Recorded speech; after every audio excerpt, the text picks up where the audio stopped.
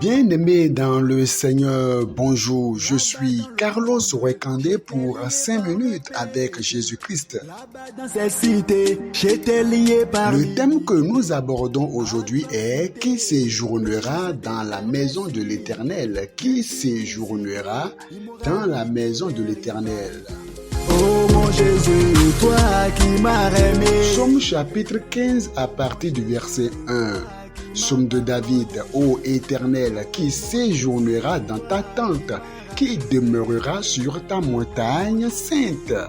Qui m'a délivré. C'est là une question qui était posée, mais qui séjournera dans la maison de l'Éternel? Une question que le psalmiste se posait. Qui pourra séjourner dans la tente de l'Éternel? Séjourner dans la tente de l'Éternel, ça va au-delà de pouvoir seulement penser que c'est aller rester au ciel, non, ou bien aller au ciel au dernier jour, non, mais aussi qui pourra demeurer continuellement dans la présence de Dieu, qui pourra avoir la grâce de demeurer continuellement dans la présence de Dieu.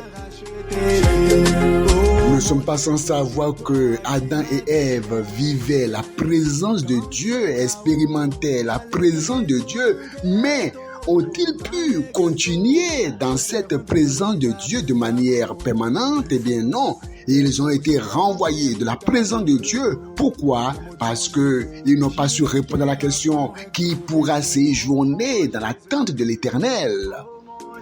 La réponse est pourtant donnée au verset 2. Celui qui marche dans l'intégrité, de toute évidence, Adam et Ève n'ont pas marché dans l'intégrité, dans la parole que l'Éternel leur a dite. Ils n'ont pas obéi à cette parole. Donc on dit, qui montera à la montagne de l'Éternel, à la montagne sainte de l'Éternel?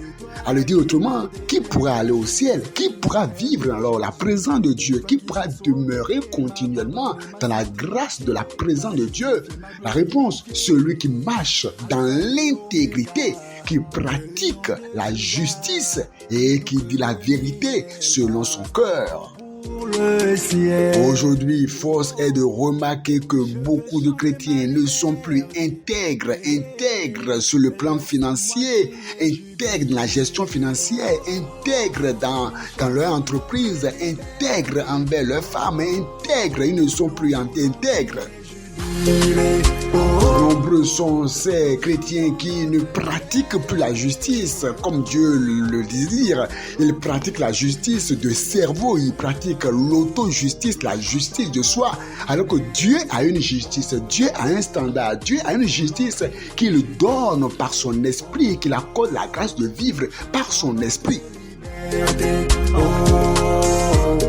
Malheureusement, aujourd'hui, nombreux ont créé leur propre justice et ils obéissent à Dieu tel qu'ils l'entendent. En tout cas, moi, je fais ce que je peux faire. En tout cas, moi, je fais ce que je peux faire. Ce n'est pas ça la justice de Dieu. La justice de Dieu est celle qui s'obtient par la foi et non par les œuvres et qui est menée par le Saint-Esprit. Lorsque nous continuons dans ce que le psalmiste a dit, nous voyons clairement que le psalmiste dit, eh bien, celui qui dit la vérité selon son cœur. Aujourd'hui, nous avons les mensonges subtils, les demi-vérités qui pénètrent le gosier des chrétiens.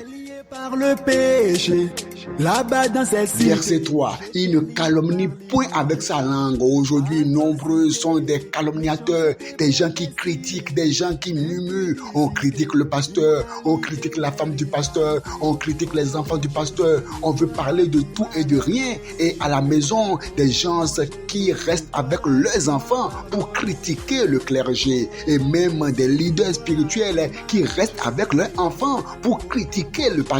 Oh, que c'est dommage. De telles personnes ne pourront pas demeurer dans la présence de Dieu. La présence de Dieu leur sera ôtée et le ciel leur sera ravi. Je vivais les calamités dans cette cité.